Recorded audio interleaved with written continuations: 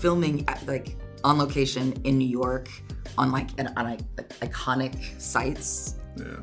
We don't get that. And Numa was like, we will have absolutely nothing less. Yeah. I'm going to make the movie of my dreams. Congratulations on The Perfect Fine. I had so much fun watching it. And I think too, we've had this conversation, I feel like, for a while. Like, audiences are hungry for rom-coms. And I feel like this one is such a good blend. You know, you have those rom-com beats that you expect and you love, and it literally is like paying homage to those movies, but it also feels fresh and new. So talk to me about, for both of you, like your initial impressions reading the script, because it feels so fun. I mean, it felt very Black, which I loved. It was very fun. And, you know, the dynamic of the characters, the story was just honestly unique to me, in a story we don't get to see a lot. And I was just really into that. And I was really into Eric being, you know, an aspiring director. And once I read it, I was like, I knew Gabby was attached, but I kind of figured, I'm like, this is going to be really fun to do. So I was really excited. Yeah. And I'm just a super fan of Tia Williams, and I bought that book day one because I was going to contribute to her first week totals. And then I kind of, you know, assumed that somebody else had gotten the rights or what have you.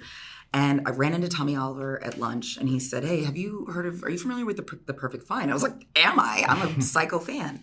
He was like, I own the rights. You want to, you know, talk about, like, maybe we can make this into a movie or what? I was like, you had me at hello. Like, here, let's get this started. And we got AGC on board, and then Netflix, and we got Numa, and then it just off to the races with the rest of the cast. And it has been a joyride. Yeah. I mean, listen, it definitely feels like, I obviously wasn't there, but it feels, watching it, like it was so much fun to make.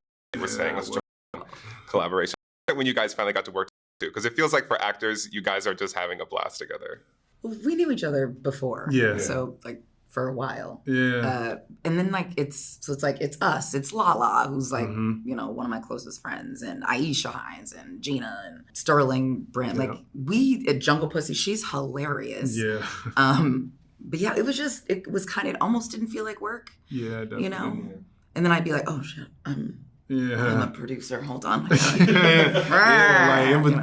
Our green room was very fun. It was just a lot of great conversations and debates, and then it was like, all right, we got to work. It was like, oh snap, okay. But I think that spilled over onto camera, and that's why the film feels so fun. Yeah, absolutely. And then too, I feel like I'm such a big, like, When Harry Met Sally person, like a New York movie. And I love that there are sequences too, like when you're on the bridge, like it just feels, no shade to, you know, a lot of times you can't shoot in New York, but it's nice that you guys kind of had those moments. So talk to me about that too, because that just is like the cherry on top, I think. I think it, I don't know if A Devil Wears Prada was shot in New York. I hope so. I hope so too. Yeah, I was like, but the vibe felt like that. You know what I'm saying? There's something about it that really, I don't know, it just carries the story even more. Just the backdrop of New York, and I thought that was really cool. And I'm super from Cali, so I really love it out here. So I just thought that was cool. I mean, we spent a lot of time in Newark as well, and the area that we were shooting in was kind of fly and like extra fun. So in between takes, we're like in the stores. Like we actually like really got to be a part of the community. Yeah. And filming like on location in New York on iconic sites. Yeah. We don't get that. And Numa was like, we will have absolutely nothing less. Yeah.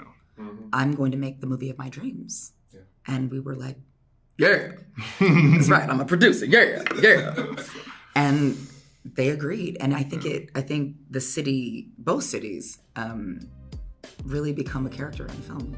They definitely do. One last quick question for you guys, because I think the movie definitely does. Again, you literally pulls clips from other movies. If you had to pick a rom-com to take with you on a deserted island, what would you take? My Best Friend's Wedding. Classic. Perfect Fine.